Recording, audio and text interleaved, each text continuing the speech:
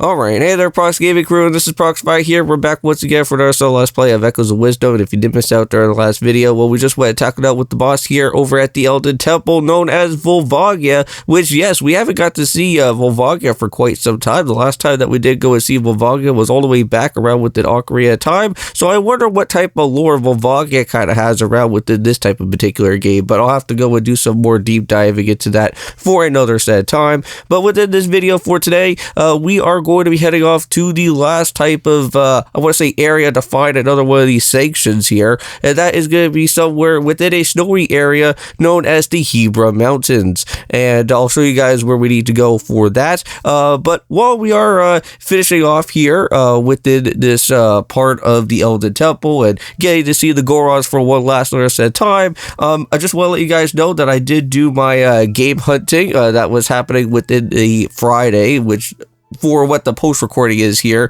Right now I'm actually doing this on a Saturday, so just when I finished off with my retro game hunting from yesterday, and I did actually go and find some pretty interesting type of things for my said collection. I did go and buy out with Pandora's Tower a factory sealed copy from that. Not only that, but I did go and pick up with Vanquish and Bayonetta 1 for the Xbox 360, and hopefully you guys go and stay tuned for both of those two said games, both with Vanquish and also with Bayonetta 1. Because at some point, whenever I do decide to come back into the live streaming world once again at some point, probably within next year or maybe at some point around within this year, I don't know how exactly my film school is going to work around, but if there's ever a point in time where if I am somewhere stuck like in the Warhammer game and I can't really go and do too much, I will go and jump into the said Vanquish game on Twitch, and that'll be pretty fun. And the other side Let's Play series that is going to happen, hopefully once I do get Yoshi Island DS all completed off, that of course is going to be with Bayonetta 1, so hopefully you guys do go and check out on that set of Let's Play series. That should be happening at least some point soon within the future, and that should be really cool, because I think I'm going to be going into that all blind, because I don't really know exactly all that too much about Bayonetta 1, but if anybody in the comments does know something a little bit more about Bayonetta 1 than I do, please help out as best as you can, because I have no idea what the heck I'm going to be getting myself into. But here we are now back over at Luberry's house. We're finally going to be up our typing of what our sword is going to be, so very nice, another new upgrade for that. And I think as well too, we should be starting to head off into our way into the said Hebra Mountain area. But while we are going to be doing that, we're going to have to be a little bit stuck within the said graveyard portion part of this time, because I want to say throughout the rest of this other type of destination, we can't really go and do too much about with it, since there is another set of rift that's kind of blocking up a said type of portion within here.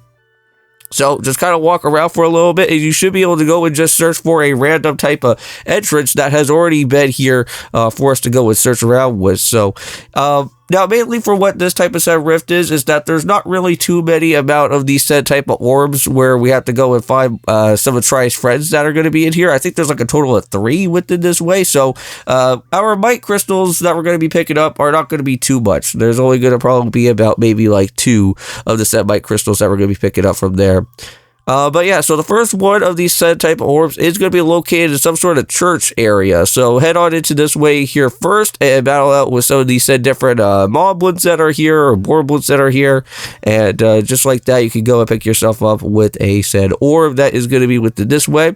And then the other 2 are actually going to be somewhat located around where some of these type of said graves are going to be. So you are going to have to go and move around with the said movability with Tri. So this is where you'll be able to go and find some of these different said orbs. So there's another one that is located right around within here.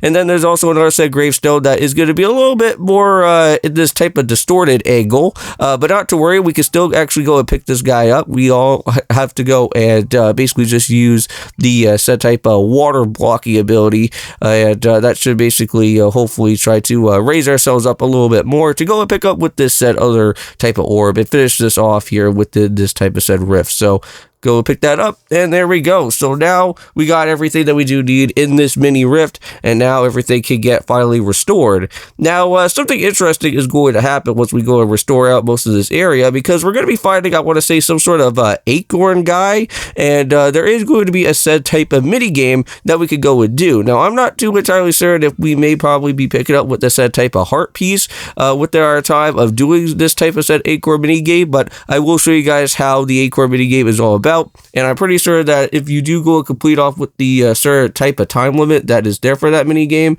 you could always come back to it and try to beat it in a much more faster time and get much other said type of better prizes as well. So the Hebra Mountain, if you guys are wanting to know, is going to be full of like ice type of creatures. So we are going to be seeing like ice keys. We may probably be seeing some of the different ice wolfos that will probably be showing up as well. And let me just say that I am not a big fan of anything ice world related. So I'm glad that we're going to be taking this on as like the last type of thing that we are going to be doing. So I'm all glad for that. But hopefully with everything going throughout that said type area, we can at least hopefully have somewhat of a manageable time throughout the set type of rift temple dungeon area at some point there. So yeah, so here's the Acorn guy, and all that we have to do is just pay this guy 10 rupees, and he just throws his acorns all over the place. And just make sure they have your water block probably with your echo out here, because that could kind of like at least somewhat help you out trying to pick up with all the different said acorns that are scattered around within this way. So let's see how well that we can actually go and do. So yeah, mainly most of these acorns are going to be on some of these different type of ledge areas. But just try to at least somewhat strategize exactly what you're going to be going out of your way to do. And Zelda does have a pretty nice good jumping distance, so you could actually at least somewhat kind of manage your way through some of these other ones that are kind of like inside here. Alright, and there we go, and I think we just went and picked up with another one on that type of ledge, and I think we're all done there, so there we go.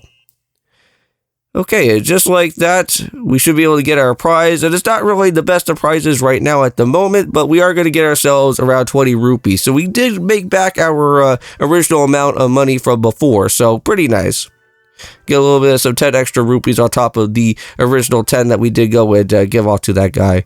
So head up a little bit more from behind the actual said graveyard, because since the whole area is now finally restored, we can actually now go and head into this type of one that is going to be somewhat of a breakable cave way here.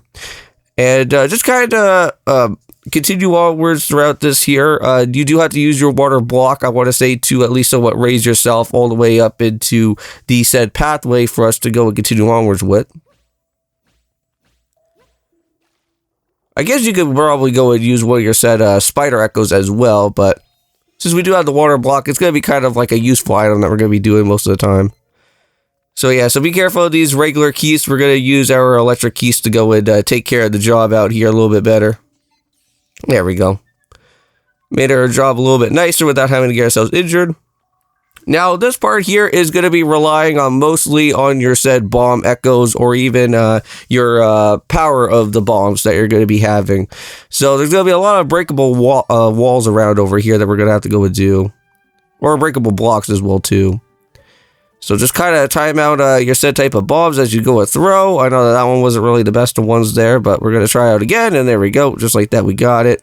And now what we're going to have to do is actually break some more breakable blocks and actually bring up with some of these different types of said elevators here.